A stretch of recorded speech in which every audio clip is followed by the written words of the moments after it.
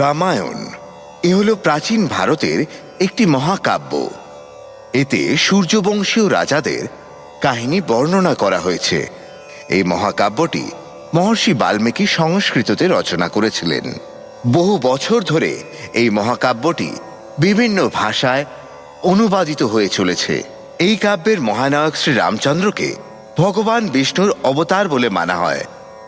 শ্রী রামচন্দ্র একজন আদর্শ পুরুষের সাথে সাথে একজন পরাক্রমী এবং মহান রাজাও ছিলেন।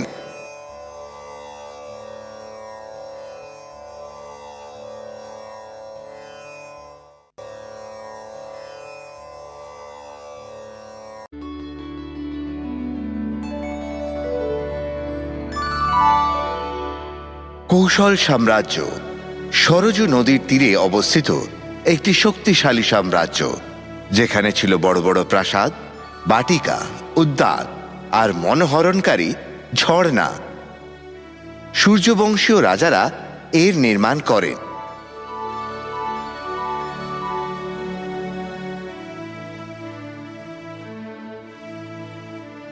অযোধ্যা ছিল কৌশলের রাজধানী। এই নগরীর গোড়াপত্তন করেছিলেন মহারাজ ইন্দ্রবাহু, যিনি সূর্যবংশীদের অন্যতম। ইনি ছিলেন মহারাজ মনুর প্রথম পুত্র। মহারাজ রঘুর পর কৌশলের সিংহাসনে বসেন মহারাজ দশরথ।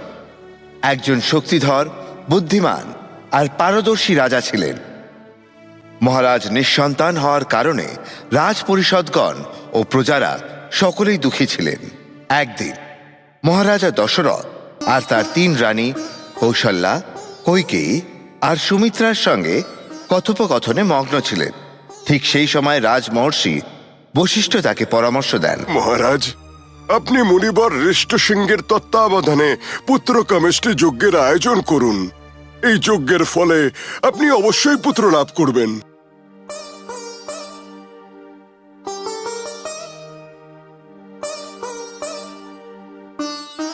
রাজমহর্ষির কথা অনুযায়ী ঋষিশৃঙ্গের তত্ত্বাবধানে যজ্ঞের আয়োজন করা হয়। সেই পবিত্র অগ্নি থেকে এক দিব্য কান্তি দেবতা উদ্ভূত হন, যার হাতে একটি সোনার কলস ছিল। হে রাজা, আপনার যজ্ঞ সফল হয়েছে। এই পবিত্র যজ্ঞের প্রসাদ আপনি রানীদের দিন।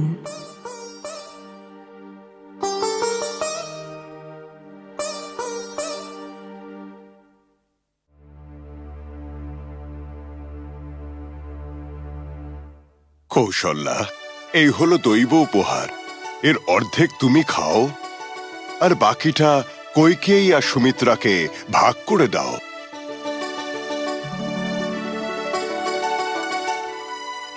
কয়েক মাস পর হঠাৎই একদিন রাজপুত্রদের কলকাকুলিতে রাজবাড়ি ভরে উঠল। মহারানী কৌশল্যা রামচন্দ্রের জন্ম দেন, রানী কৈকেয়ী দেন কুমার ভরতের, আর রানী সুমিত্রা জন্ম দেন লক্ষণ আর শত্রুঘ্ন নামের দুই যমজ সন্তানের। মহারাজ দশরথের আনন্দের সীমা রইল না।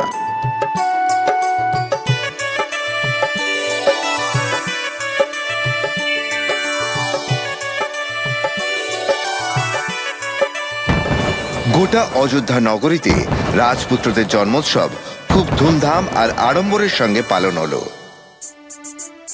ঐতিহ্য অনুযায়ী 4 জন রাজকুমারী গুরুকুলে গিয়ে বেদের পাঠ করলেন।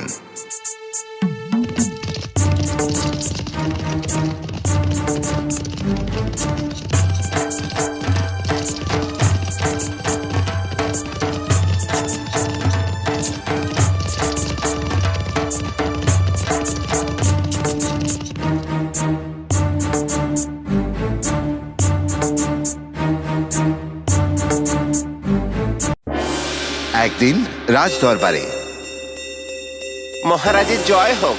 মুনিশ্রেষ্ঠ ঋষি বিশ্বামিত্র রাজমহলে পদার্পণ করেছেন। মহর্ষি বিশ্বামিত্র আর এই রাজপ্রাসাদে যথাযোগ্য সম্মান আর ভক্তির সঙ্গে তাকে স্বাগত জানাও।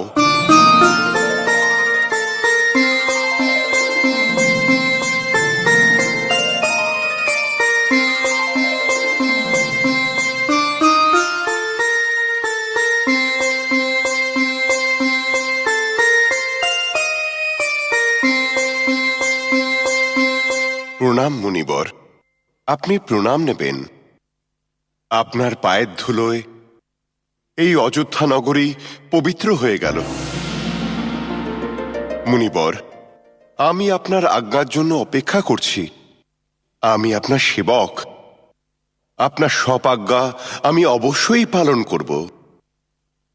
আমার পূর্ণ বিশ্বাস আছে যে তুমি রঘুকুলের নিয়ম অনুসারে তোমার কথা অবশ্যই রাখবে।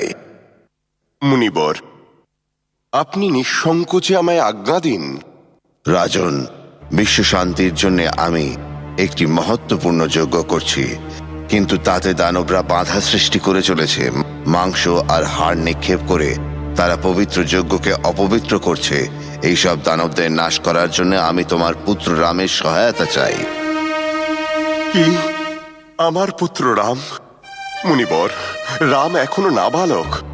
না ওর যুদ্ধ সম্বন্ধে কোনো জ্ঞান আছে, আর না অভিজ্ঞতা। দানবদের নাশ করার জন্য ও এখনো উপযুক্ত নয়। আমি আমার সমস্ত সেনা নিয়ে আপনার সঙ্গে যাচ্ছি, কিন্তু রামকে আপনি দয়া করে ছেড়ে দিন। অযথা বিলাপ করো না দশরথ। আমি তোমার কাছে শুধু রামকে চেয়েছি, কিন্তু তুমি তোমার শর্ত ভঙ্গ করছো। এই বংশে প্রথম কোনো রাজা সে তার শর্ত ভঙ্গ করছে। এখন আমি বুঝে গেছি অযোধ্যা রাজ্যের শর্ত বলে আজ আর কিছুই নেই। আপনি শান্ত হন মুনিবর। রাজা দশরথের রাজত্বে এমনটা কখনো হয়নি। একটু দাঁড়ান। মহারাজ, আপনি রামের যোগ্যতা সম্বন্ধে অবগত নন, কিন্তু মুনিবর বিশ্বামিত্র তাকে ভালো মতো জানেন। রাম একজন সাহসী যোদ্ধা, যে কোনো শত্রুকে পরাস্ত করতে পারে। বিশ্বামিত্র নিজেই মহাজ্ঞানী। চিন্তা করবেন না, উনার সাথে রাম সুরক্ষিত থাকবে। মহারাজ, আপনি আপনার কথা রাখুন, রামকে যেতে দিন। এরপর গোটা পৃথিবীও জেনে যাবে সে কে। ক্ষমা করুন মুনিবর, আমি খুশি মনে রামকে আপনার সঙ্গে পাঠাচ্ছি। ধন্যবাদ রাজন, আমি তোমার সিদ্ধান্তে প্রসন্ন হয়েছি। কিন্তু আবার কি? যা বলার আছে নিঃসংকোচে বলো রাজন। লক্ষণকে ছাড়া আমার রাম খুব একলা হয়ে যাবে। দয়া করে আপনি দুজনকেই সঙ্গে নিয়ে যান।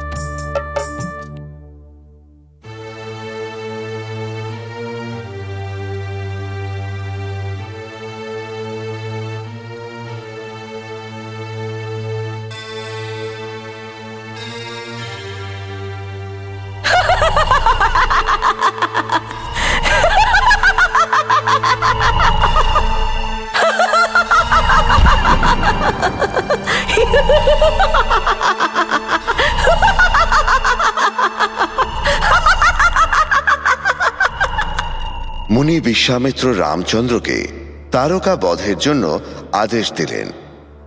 যখন রামচন্দ্র দনুমনু করছিলেন, তখন বিশ্বামিত্র কোনো সংকোচ ছাড়াই তাকে মারতে বলেন। রাম আর লক্ষণ তাদের ধনুক দিয়ে তারকা বধ করেন।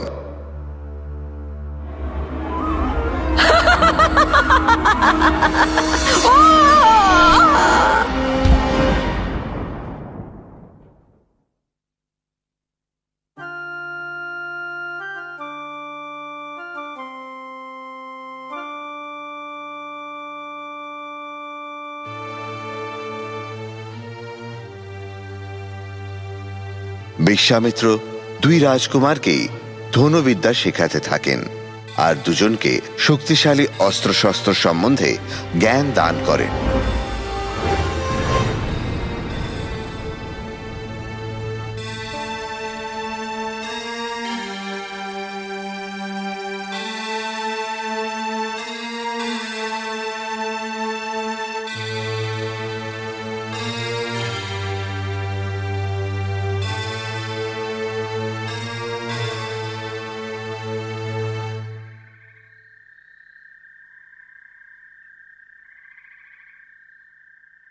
তারকার দুই পুত্র সুবাহু আর মারিচ যজ্ঞস্থলে আবির্ভূত হয়। তারা যজ্ঞের অগ্নিতে মাংস ও হাড়ের টুকরো ফেলতে শুরু করে এবং বিকটভাবে হাসতে থাকে।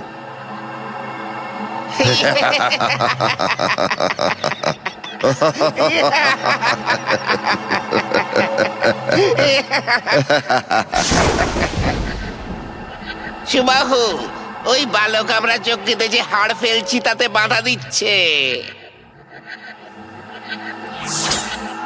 আহত মারিচ চিৎকার করতে শুরু করে। সুবাহু, আমাকে ও ঘায়েল করেছে। ও আমায় মেরে ফেলার আগেই আমি এখান থেকে পালাচ্ছি।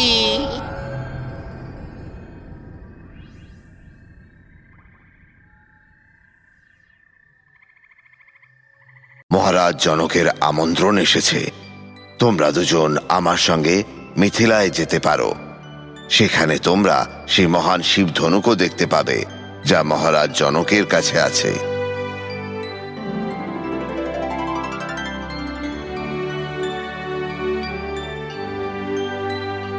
রাম আর লক্ষণ দুজনেই বিশ্বামিত্রের সঙ্গে মিথিলার উদ্দেশ্যে যাত্রা করলেন।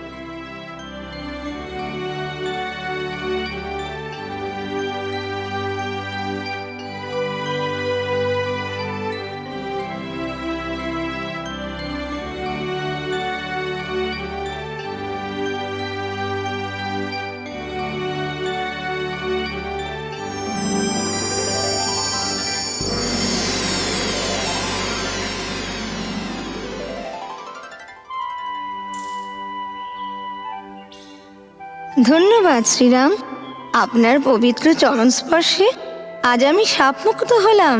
তাহলে এত বছর ধরে আপনি এই পাথর রূপেই জীবিত ছিলেন? হ্যাঁ রাম, পাপী ইন্দ্রের ষড়যন্ত্রের ফলে আমার স্বামী আমায় পাথর হয়ে যাওয়ার অভিশাপ দেন, কিন্তু আপনার দয়ায় আজ আমি শাপমুক্ত হলাম।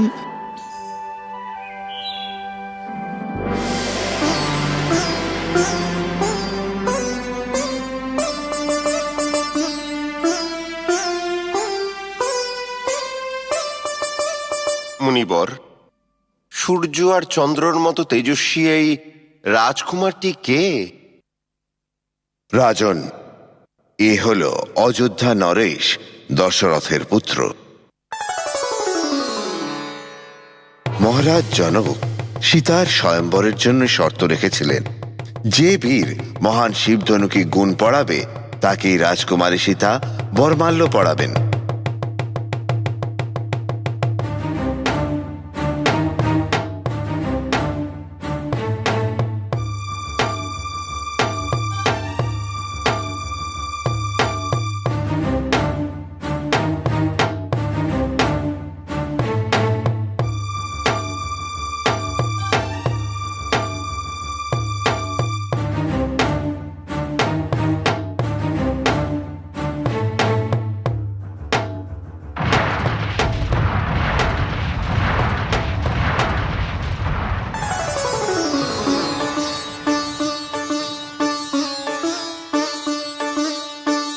হঠাৎই বাজ পড়ার মতো পরশুরাম সভা মণ্ডপে প্রবেশ করেন।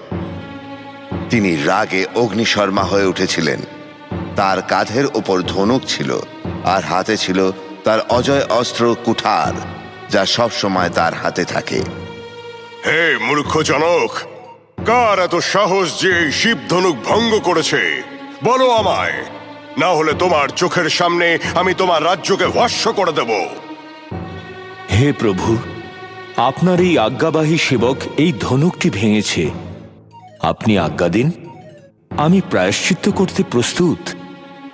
পবিত্র শিব ধনুক যে ভেঙেছে সে আমার সবচেয়ে বড় শত্রু। সে বেঁচে থাকার যোগ্য নয়। তার মৃত্যু আমার হাতে নিশ্চিত। হে প্রভু, ছোটবেলায় তো আমরা অনেক ধনুক ভেঙেছি, তখন তো আপনি রেগে যাননি। তবে এই ধনুকটা কেন এত মহত্বপূর্ণ? তোমার বাক্য সংযত করো, না হলে কিছুক্ষণ পরেই তোমায় মৃত্যুবরণ করতে হবে। শান্ত হও লক্ষণ। হে প্রভু, আমি ধনুকে কেবল গুণ লাগাতে চেয়েছি, কিন্তু এভাবে রাজা জনকের শর্ত পূরণ করতে গিয়ে দুর্ভাগ্যবশে এটা নিজে থেকেই ভেঙে গেল। রাম, আমার এই ধনুকও ওই ধনুকের মতোই, যা কিছুক্ষণ আগেই তুমি ভেঙেছ। স্বয়ং ভগবান বিষ্ণু এই ধনুক আমার পিতাকে উপহার দিয়েছিলেন। এই ধরো, আর এতে গুণ পড়াও। যদি তুমি পারো, তবে আমি ভেবে নেব যে তুমি বিষ্ণুর অবতার।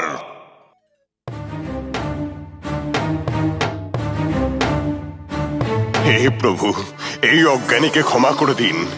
আপনি ভগবান বিষ্ণু ছাড়া অন্য কিছু হতে পারেন না। মহারাজ জনক আর তার ভাই কুশধ্বজের কন্যাদের সাথে মহারাজ দশরথের কন্যাদের বিবাহ পরিণয় সম্পন্ন হয়। রামের সাথে সীতার, লক্ষ্মণের সাথে উর্মিলার, ভরতের সাথে মন্দতরীর আর শত্রুঘ্নের সাথে ধৃতকীর্তির।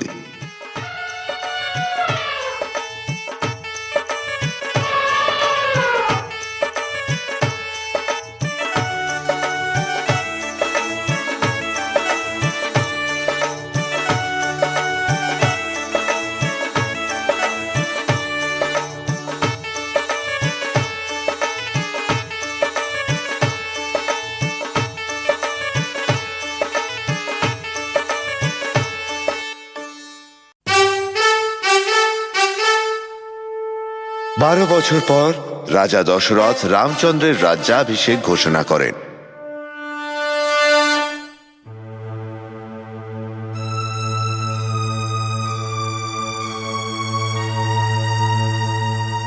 এই রাজ্য আর প্রজাদের আমি চোখের মনির ন্যায় যত্ন করেছি। অনেক বছর ধরে আমি রাজত্ব করেছি। আজ আমি বড় ক্লান্ত। আমি আমার এই রাজ্যকে আমার পুত্র রামের হাতে তুলে দেব বলে সিদ্ধান্ত নিয়েছি। বাবা উনি যোগ্য, এই আপনার সঠিক সিদ্ধান্ত। আপনি যোগ্য নির্ণয় নিয়েছেন মহারাজ। ভবিষ্যৎ রাজা হিসেবে রামই উপযুক্ত হবেন। আপনি যোগ্য নির্ণয় নিয়েছেন মহারাজ।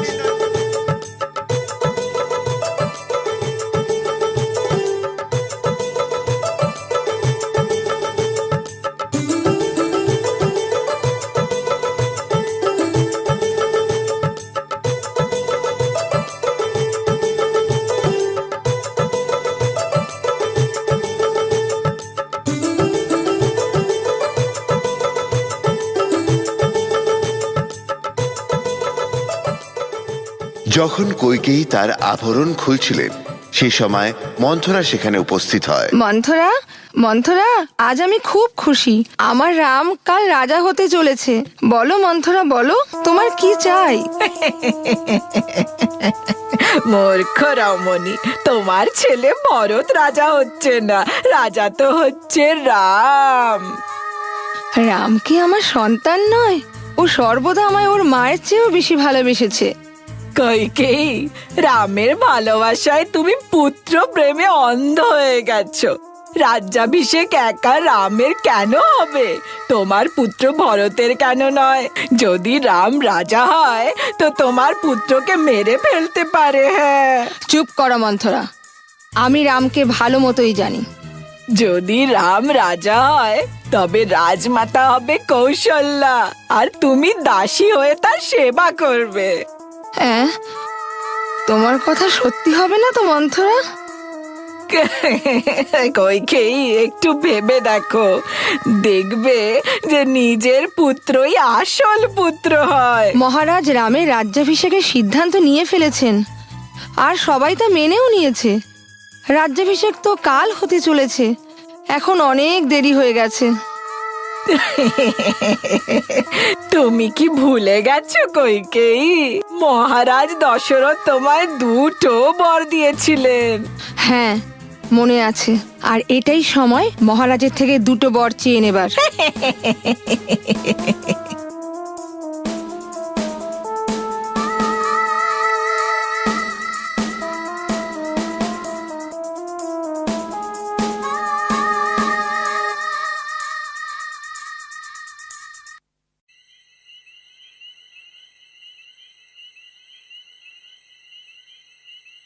মহারাজের জয় হোক। রানী কৈকেয়ী দেবী আপনার সাথে দেখা করতে চান। কৈকেয়ী, কি হয়েছে তোমার? কাল রামের রাজ্যাভিষেক হবে। কি হলো? তোমায় এত বিচলিত দেখাচ্ছে কেন? কিছু বছর আগের এক ঘটনা আপনার মনে আছে? যুদ্ধে আপনি আহত হয়েছিলেন আর সারথি হয়ে আমি আপনার প্রাণ রক্ষা করেছিলাম। সে সময় আপনি আমায় দুটো বর দিয়েছিলেন। সেই বর দুটো আমি আজ চাইতে এসেছি। আচ্ছা, এই ব্যাপার। ঠিক আছে, তুমি যা ইচ্ছে চাইতে পারো। এমনিতে আজ আমি খুব খুশি। প্রথম বরে রামের জায়গায় আমার পুত্র ভরতের রাজ্যাভিষেক করতে হবে, আর দ্বিতীয় বরে রামকে 14 বছরের জন্য বনবাসে পাঠাতে হবে।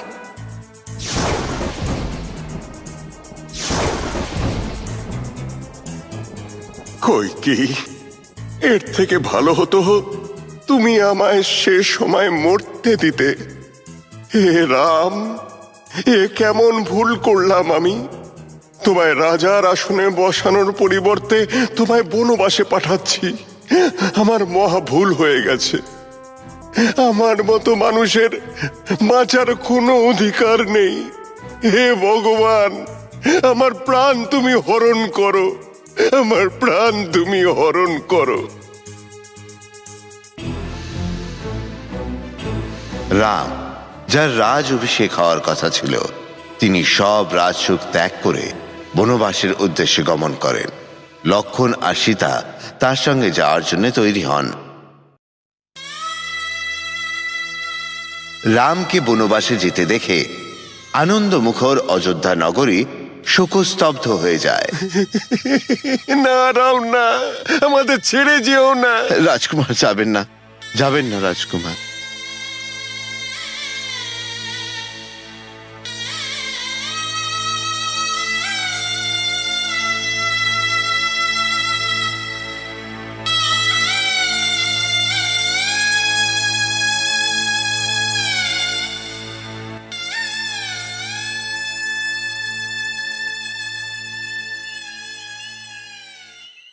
সুমন্ত, এবার আমাদের যেতে হবে। আপনাকে যারা ভালোবাসেন তারা যখন জেগে যাবে আর আপনার ব্যাপারে শুধাবে, তখন ওদের আমি কি উত্তর দেব? আমি যাওয়ার পর এদের তো এখানেই থাকতে হবে। এরা আমায় অনুসরণ করে এই পর্যন্ত এসেছে। সবাই ঘুমিয়ে পড়েছে, হয়তো তারা খুবই ক্লান্ত। ওদের জাগিও না। আমি এখন বিদায় নিচ্ছি। আমি আশা করি যে তুমি আমার মাতা পিতাকে যত্নে রাখবে।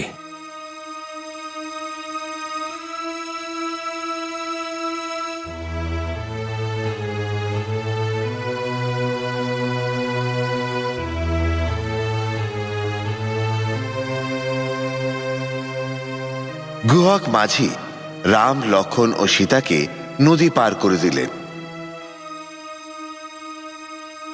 হে আমার মাতৃভূমি অযোধ্যা, তুমি আমায় পালন করেছ, কিন্তু আজ তোমায় ছেড়ে যেতে হচ্ছে।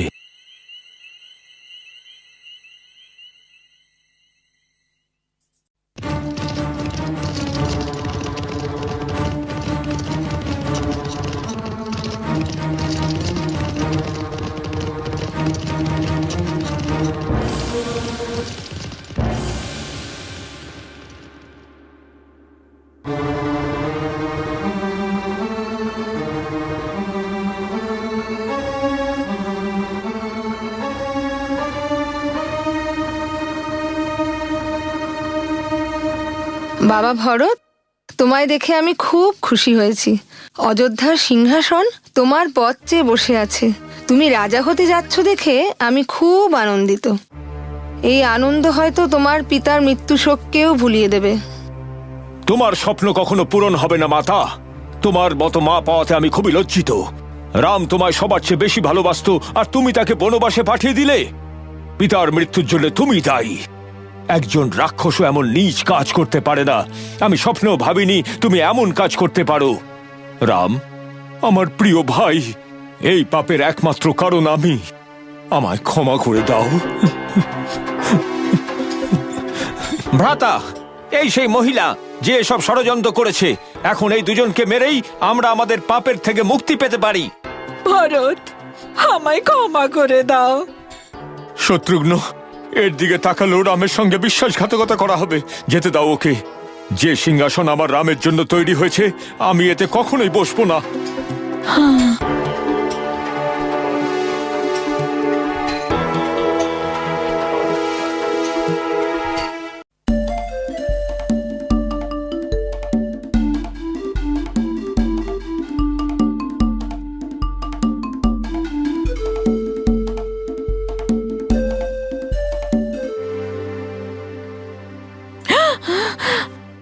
ভয় পেও না রাম, আমি হলাম জটায়ু, তোমার পিতার বন্ধু। খুব ভালো লাগছে তোমাদের সঙ্গে দেখা হয়ে। ওই দেখো, ওই স্থানকে পঞ্চবটী বলে। তুমি ওখানেই কুটির তৈরি করে থাকো।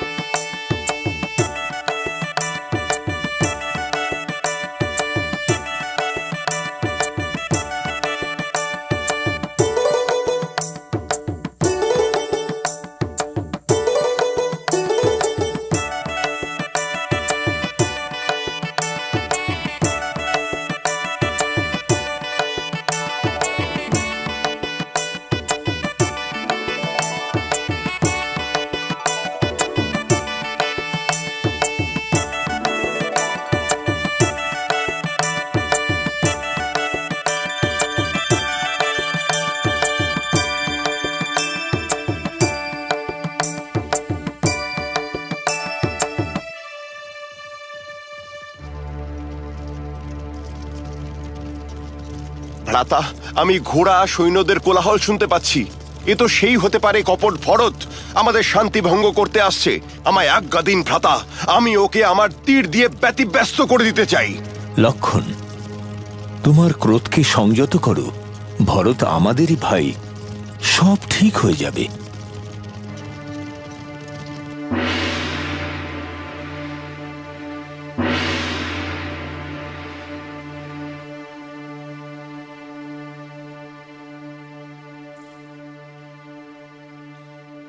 ভ্রাতা, আমার প্রিয় ভরত, অযোধ্যার কি সংবাদ?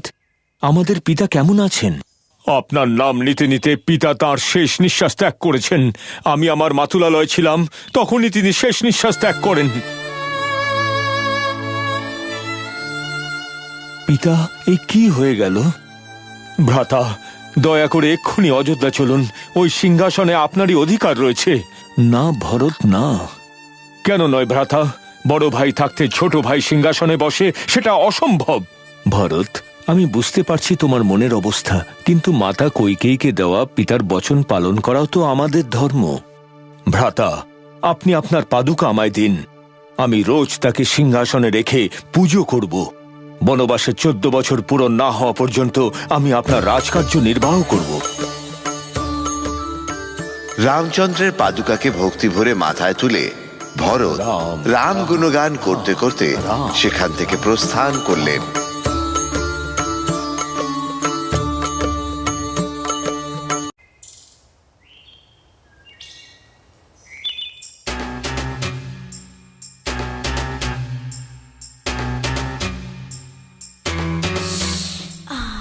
আরে, ওই পুরুষটি কি সুন্দর দেখতে! যে করেই হোক ওকে আমার প্রতি আকর্ষিত করতে হবে, আর ওকে বিবাহ করতে হবে।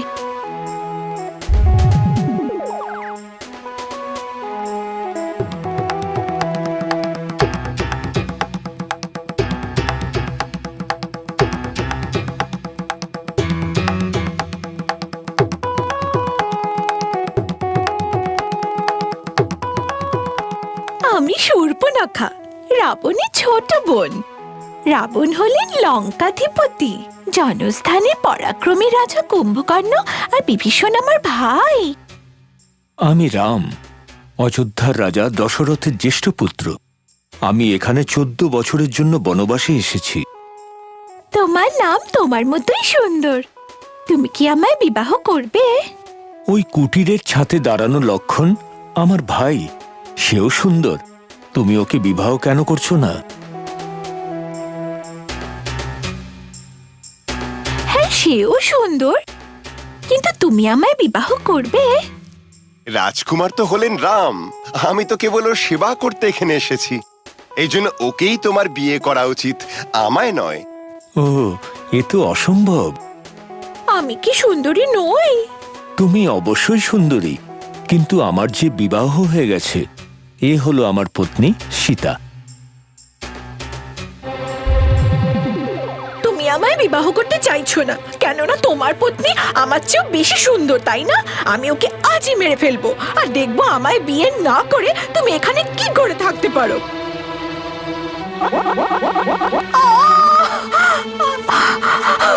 আমার নাক!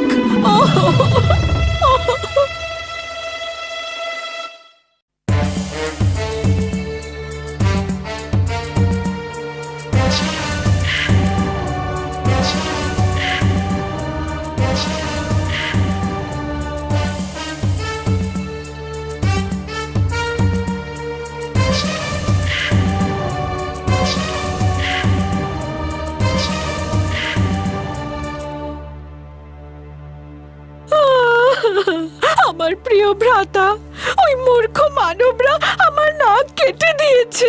ওরা যেই হোক, ওদের আমাদের শাস্তি দিতেই হবে।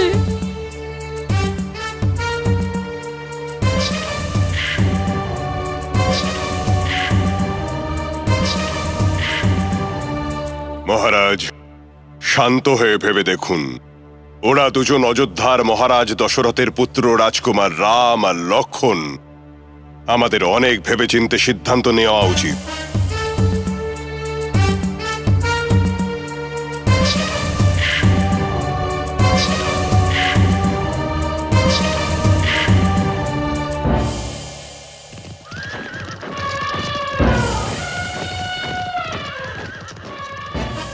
শত্রুপক্ষের সৈন্যরা রাম, লক্ষণ আর সীতার উপর আক্রমণ করে।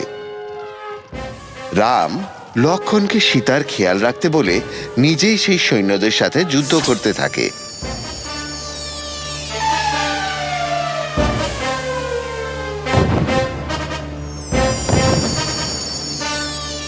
সৈন্যরা রামের শক্তিশালী তীরের সামনে ঠিকমতো যুঝতে না পেরে তারা সবাই মারা যায়।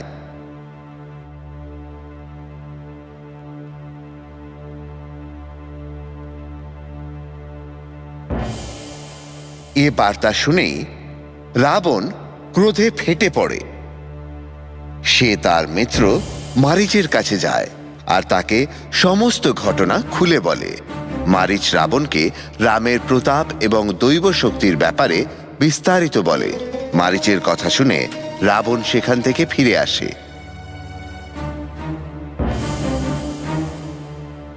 ভ্রাতা, ওরা আমার নাক কেটে দিয়েছে, আর আপনারা আমার সামনে রামের প্রশংসা করছেন। এখন আমাকেই বলতে হবে ভবিষ্যতে কি করতে হয়। রামের সুন্দর পত্নী সীতাকে ছল করে আপনি হরণ করুন আর প্রতিশোধ নিয়ে নিন। তারপর আমি রামকে বিয়ে করব। রাবণ আবার একবার মারীচের কাছে গেল আর সে তার ষড়যন্ত্রের ব্যাপারে মারীচকে বলল। মারীচ রাবণকে সহায়তা করতে অস্বীকার করল। সে এও বলল যে সে রামকে ভয় পায়। এ কথা শুনে রাবণ মারীচকে মেরে ফেলার হুমকি দিল। মারীচ ভাবল যে রাবণের হাতে মরার চেয়ে রামের হাতে মরা অনেক ভালো।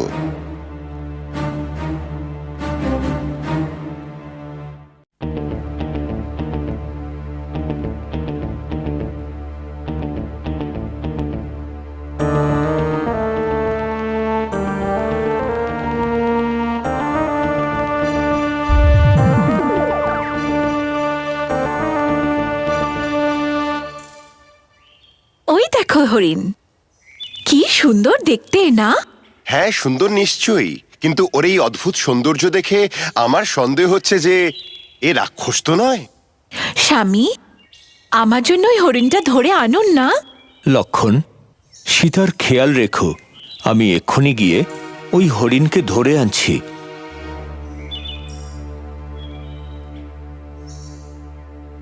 সীতা, সীতা, সীতা! লক্ষণ, লক্ষণ, লক্ষণ! লক্ষণ, আমার মনে হচ্ছে রাম কোনো সংকটে আছেন আর উনি সাহায্যের জন্য আমাদের নাম ধরে ডাকছেন। শিগগির যাও, ওকে সাহায্য করো। আপনি বিচলিত হবেন না, এই রামের কণ্ঠস্বর নয়। লক্ষণ, তোমার ভ্রাতা ওখানে সংকটে আছেন আর তুমি আমার সঙ্গে তর্ক করছো। শিগগির যাও, ওকে বাঁচাও। ওকে ছাড়া বাঁচার কথা আমি ভাবতে পারি না। আমি আমার জীবন ত্যাগ করে দেব। ঠিক আছে, আপনার যা আজ্ঞা, কিন্তু মনে রাখবেন কোনো অবস্থায় এই রেখা আপনি পার করবেন না।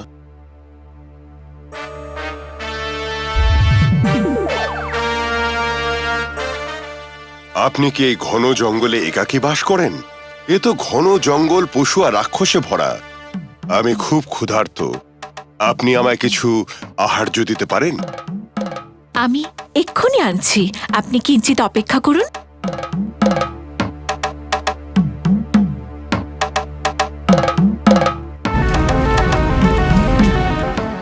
দেখুন মাতা, আমি এই রেখা পার করতে পারবো না।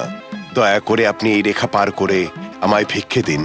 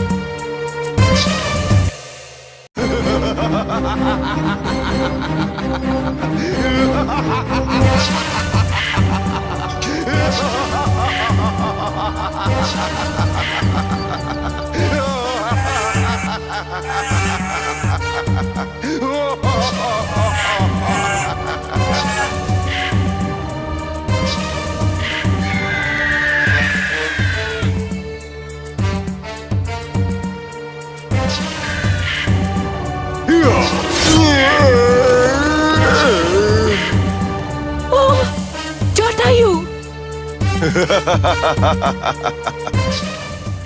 লক্ষণ, আমাদের সঙ্গে ছল করা হয়েছে। ওটা হরিণ ছিল না, বরং হরিণের ছদ্মবেশে মারিচ ছিল। এমন ছল রাক্ষসরা প্রায় করে। আমাদের সীতাকে বাঁচাতে হবে। কুটিরে এসে তারা সীতার কোনো খোঁজ পেল না। সব ফল ছড়িয়ে আছে।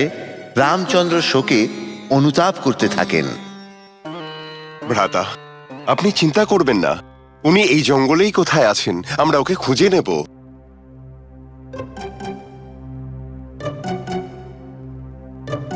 সীতা, সীতা, সীতা! সীতা, ও সীতা! দেখো লক্ষণ, এ তো সীতারই অলংকার। নিশ্চয়ই কেউ তাকে অপহরণ করেছে আর এই পথেই ওকে নিয়ে গেছে। রাম, রাম, রাম! ওরা এক করুণ কণ্ঠস্বর শুনতে পেলেন আর সেই দিকেই যেতে থাকলেন। ওরা দেখলেন যে জটায়ু আহত হয়ে মাটিতে পড়ে আছে। হে রাম, রাবণ তোমার প্রিয় পত্নীকে অপহরণ করেছে। আমি ওকে বাঁচাবার অনেক চেষ্টা করেছি, কিন্তু বিফল হয়েছি। রাবণ আমার পাখা কেটে দিয়েছে আর আমি এখানে আহত হয়ে পড়ে আছি। ও পূর্ব দিকে সীতাকে নিয়ে গেছে, শিগগির যাও, ওকে বাঁচাও। জটায়ু, এই রাবণ কে? রাবণ হলো রাক্ষস রাজ বিশ্বশ্রবার পুত্র।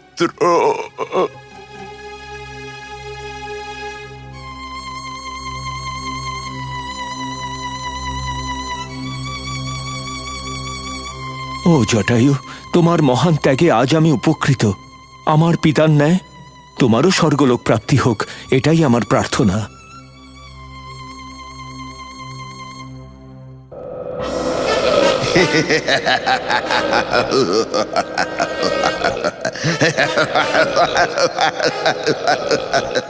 হে ক্ষুদ্র মানব, এবার তুমি আমার হাতের মুঠোয়।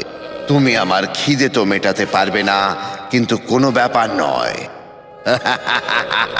রাম তার তরবারি দিয়ে সেই রাক্ষসকে বধ করে।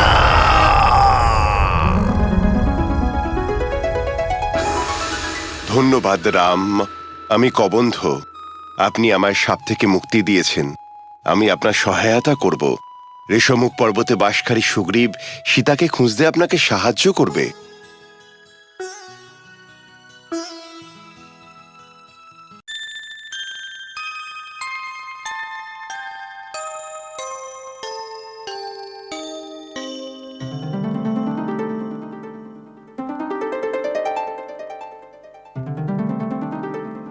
আপনারা এ অঞ্চলে নতুন মনে হচ্ছেন। আমি হনুমান, বানর দলের সেনাপতি আর সুগ্রীবের মন্ত্রিমণ্ডলের একজন মন্ত্রী।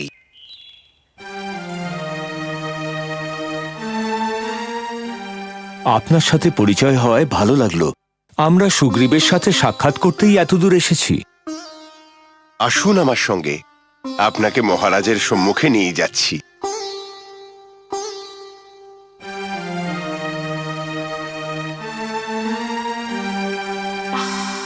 মহারাজ, অযোধ্যার রাজকুমার রাম ও লক্ষ্মণ আপনার দর্শনের জন্য এসেছেন।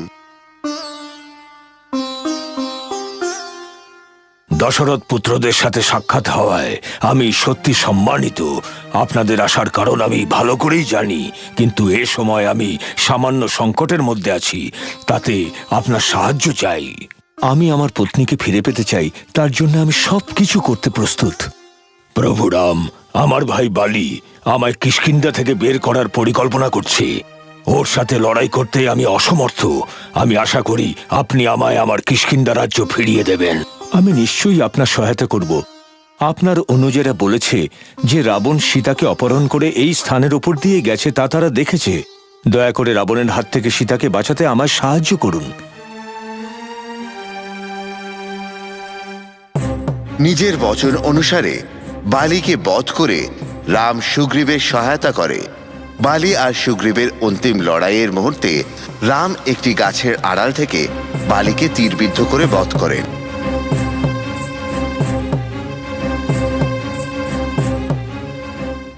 সুগ্রীব তার অনুজদের সীতাকে খোঁজার জন্য আদেশ দেয়।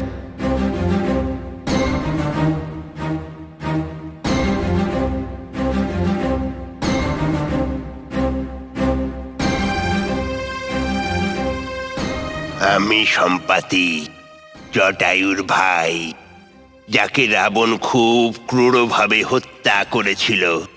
আমি জানি যে আপনি সীতাকে খুঁজছেন।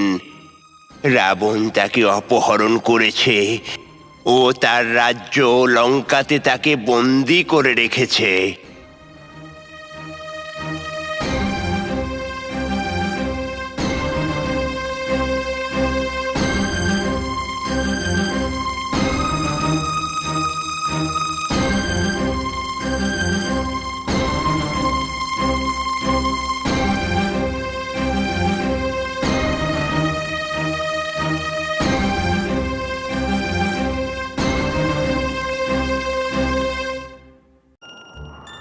সীতাকে খোঁজার জন্য এই বিশাল সমুদ্র পার করতে হবে, এ তো অসম্ভব মনে হচ্ছে। কেবল হাওয়াতে লাফ মেরেই এ সাগর পার করা যেতে পারে, কিন্তু এ কাজ করবে কে?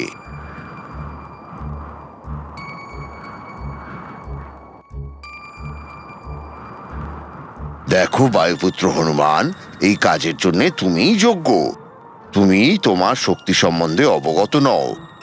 আমি তোমায় স্মরণ করাচ্ছি, যখন তুমি ছোট ছিলে তখন উদয় হওয়া সূর্যকে দেখে তুমি তাকে আপেল ভেবেছিলে আর তাকে ধরার জন্য হাওয়াতে লাফ মেরেছিলে। তোমার পুরো শক্তি প্রয়োগ করে একমাত্র তুমিই এ কাজ করতে পারো। আপনি ঠিক বলেছেন জাম্বুবান। আমার বিশ্বাস আমায় সাগর পার করে লঙ্কায় নিয়ে যাবে।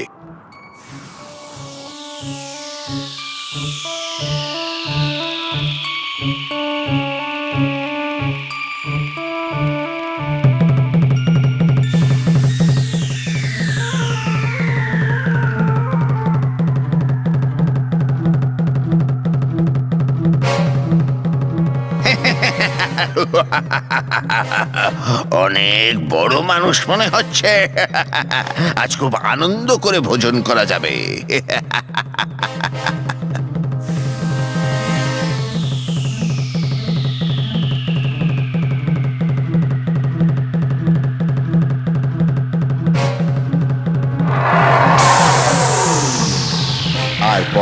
মুহূর্তেই সমুদ্র রাক্ষস মারা গেল।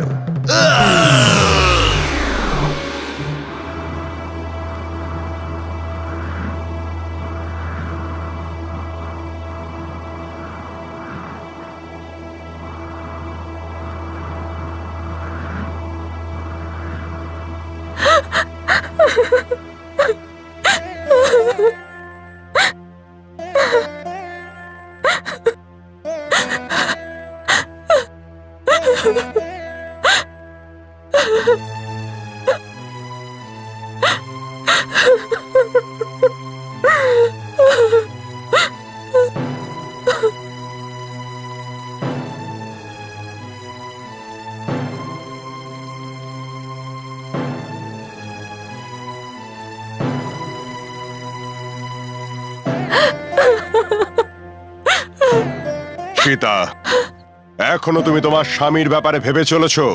ও তো ভীতু কাপুরুষ, আমার শক্তির সম্মুখীন হতে পারবে না। আমার সম্মুখে ও হলো এক সামান্য বালক। আরে মূর্খ, তোর অহংকারই তোর নাশ করবে। আমার স্বামী এখানে আসবেন আর তোকে মেরে আমাকে এখান থেকে নিয়ে যাবেন। সীতা, তোমার সঙ্গে সভ্যভাবে কথা বলে কোনো লাভ হবে না। আমি তোমায় 2 মাসের সময় দিচ্ছি, তুমি তোমার সিদ্ধান্ত বদলে ফেলো, না হলে তোমায় টুকরো করে রাক্ষসদের খাইয়ে দেবো।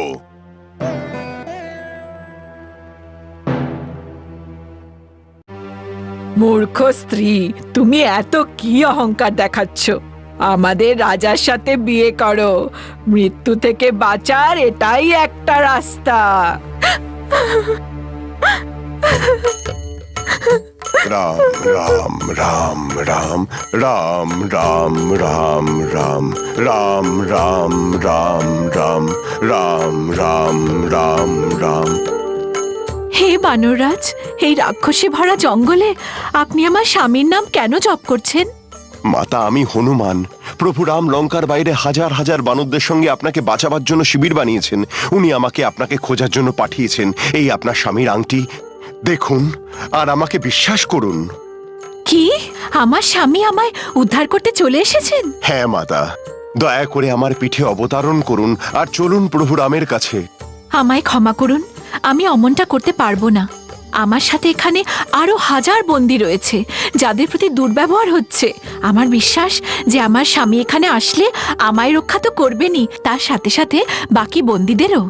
চিন্তা করবেন না, শ্রীরামের বাণ রাবণকে মারতে অবশ্যই সমর্থ হবে, আর লক্ষণ একাই ওই রাক্ষসদের নাশ করবে। হনুমান, দয়া করে আমার এই আংটিটা আমার স্বামীর কাছে পৌঁছে দিন। নিশ্চয়ই, আপনি চিন্তা করবেন না মাতা, কিন্তু তার আগে এই লঙ্কার রাক্ষসদের আমার শক্তি সামান্য পরিচয় দিয়ে আসি।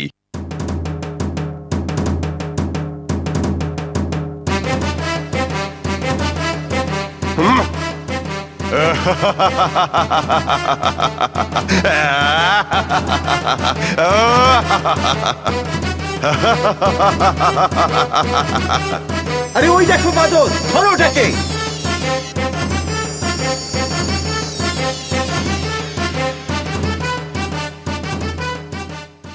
যদি আমায় ওই রাক্ষসটা ধরে তবেই আমি রাবণের দেখা পাবো।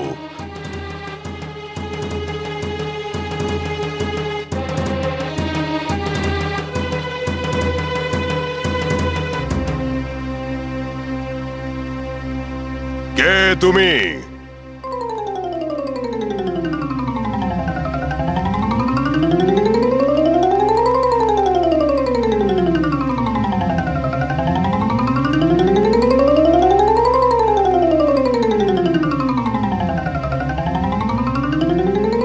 আমি হনুমান, রাজা সুগ্রীবের মন্ত্রী। আমি এখানে তোমার মৃত্যুর বার্তা নিয়ে এসেছি। তুমি সীতা মাকে অপহরণ করেছো। তুমি একজন সামান্য বানর হয়ে আমাকে মৃত্যুর হুমকি দিতে এসেছো। রাক্ষসরা, এই বানরের লেজে আগুন লাগিয়ে দাও আর এক শোভাযাত্রা বের করে লঙ্কার অলিতে গলিতে ঘোরাও। একে দেখে বাচ্চারা খুব মজা পাবে।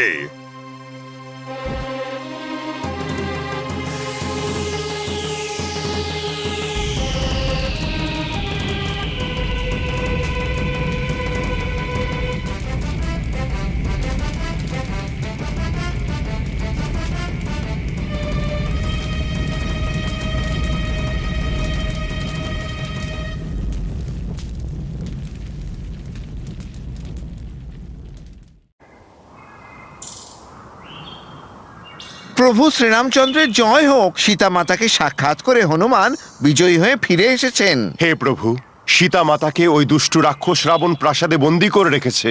উনি তার এই আংটি আপনাকে স্মৃতি হিসেবে পাঠিয়েছেন।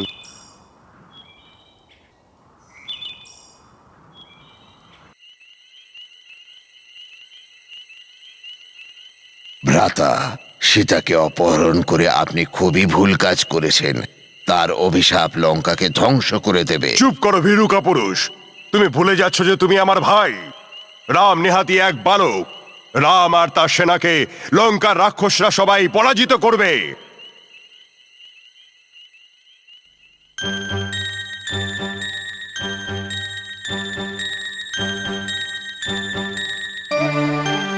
জয় শ্রীরাম। রাবণের ভ্রাতা বিভীষণ এসেছেন। হে প্রভু রাম, আমি রাবণের কনিষ্ঠ ভ্রাতা বিভীষণ। আমি ওকে অনেক বুঝিয়েছি সীতাকে ছেড়ে দেওয়ার জন্য, কিন্তু উনি মানেননি। দুষ্টু রাবণের সাথে থেকে আপনার সাথে যুদ্ধ করার থেকে ভালো হবে যদি আমি সীতাকে উদ্ধার করতে আপনাকে সাহায্য করি। ধন্যবাদ বিভীষণ।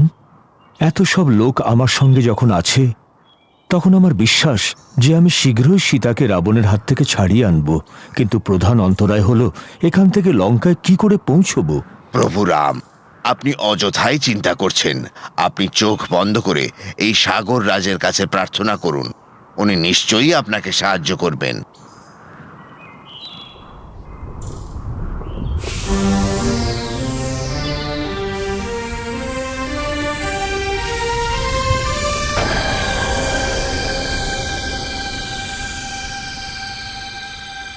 হে রাম, আপনার দলে নল নামের এক বানর রয়েছে যে কিনা বাস্তুবিদ্যায় অত্যন্ত পারদর্শী। আপনি তাকে বলে আমার উপর এক পাথরের সেতু নির্মাণ করুন। আমি সেই সেতুকে ধরে রাখব।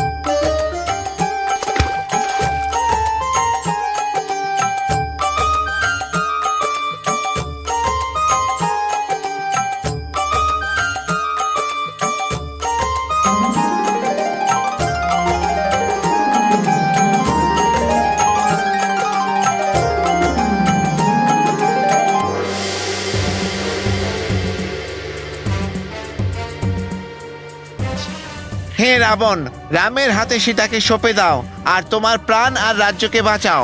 আমি তোমাকে শেষবারের মতো সাবধান করছি। চুপ কর মূর্খ বানর। তুই কি ভুলে গেছিস কৈলাসপতি শিবশঙ্কর আমায় বর দিয়েছেন আমি আমার ইচ্ছে অনুসারে রাক্ষসদের উপর রাজত্ব করি? এ কথা তুই ভুলে গেছিস? সৈন্যরা, এই বানরকে বন্দী করো। তোমার এই অহংকার শ্রীরামের সাথে যুদ্ধ করেই শেষ হবে। আমি এখন চলি।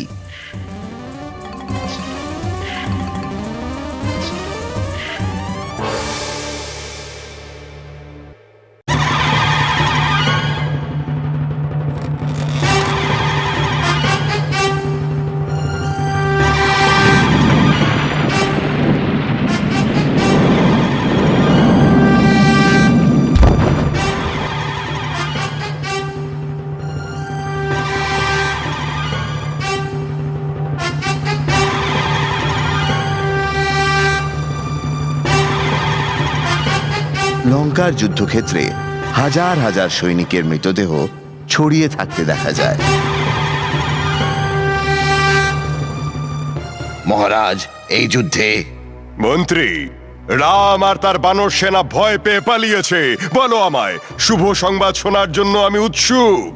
মহারাজ, কুম্ভকর্ণের পুত্র বানর সেনাদের হাতে মারা গেছে। আপনি স্ত্রী অভিলাষ এখনই ছেড়ে দিন, না হলে এখানে চারিদিকে শুধু ধ্বংসই দেখতে পাবেন।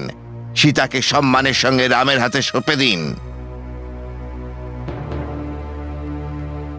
আমায় আজ্ঞা দিন পিতাশ্রী, আমি রাম লক্ষণের মাথা কেটে আপনার চরণে এনে দেব। ইন্দ্রজিৎ, যাও, কুম্ভকর্ণকে জাগাও।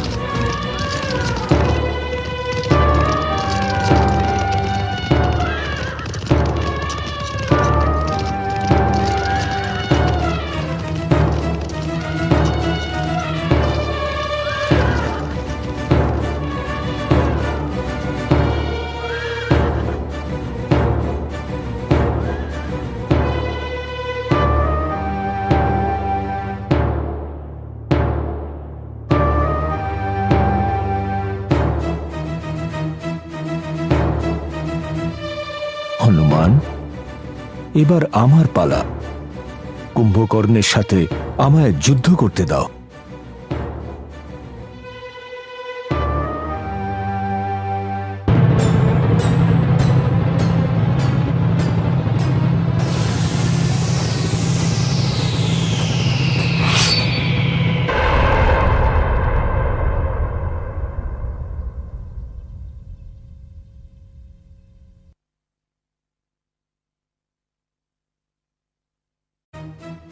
পিতাশ্রী, একবার আপনি আজ্ঞা দিন, আমার তলোয়ার রামের মাথা কাটার জন্য উৎসুক হয়ে আছে।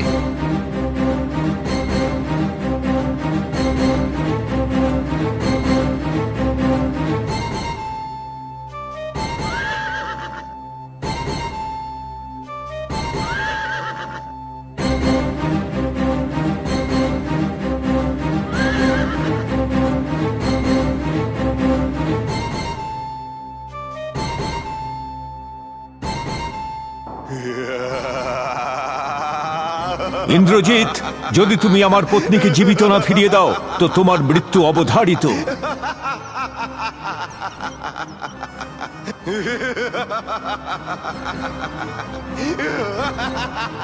সীতা, সীতা, আমার প্রিয় সীতা, সীতা, সীতা।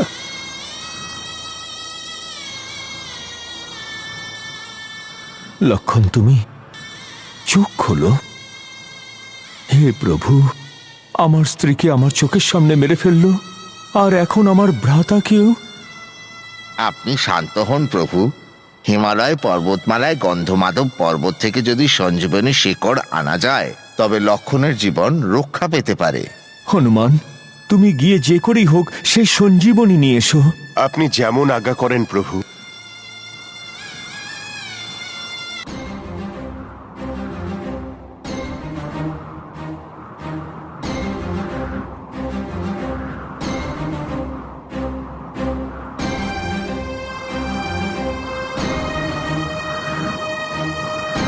হনুমান নগর, সাগর, নদী, জঙ্গল ইত্যাদি আকাশ পথে পার করে বায়ু গতিতে সঞ্জীবনী আনার জন্য হিমালয়ের উদ্দেশ্যে রওনা হন।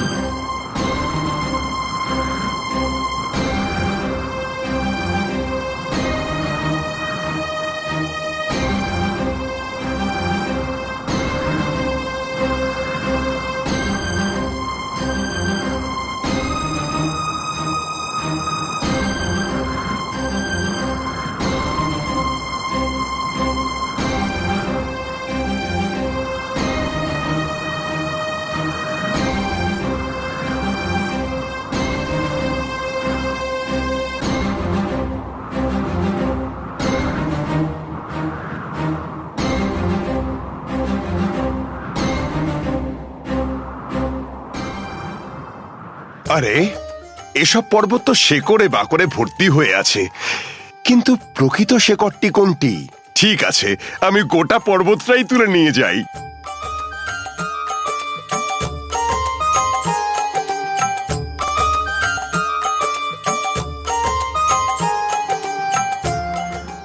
প্রভু রাম, আপনার পত্নী সীতা জীবিত আছেন? মানে আপনি বলতে চান আমার পত্নী সীতা জীবিত? ঠিক বুঝলাম না। ইন্দ্রজিৎ মায়াজাল রচনাতে পারদর্শী, ওই আপনার সাথে এমন ছল করেছে।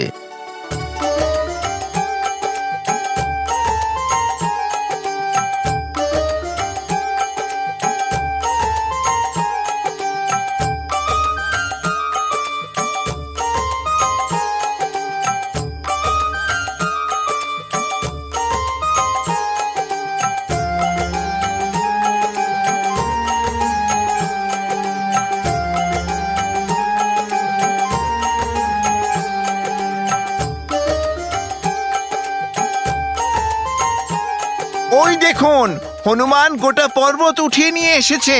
সে কোনো কাজেই পরাজিত হয় না।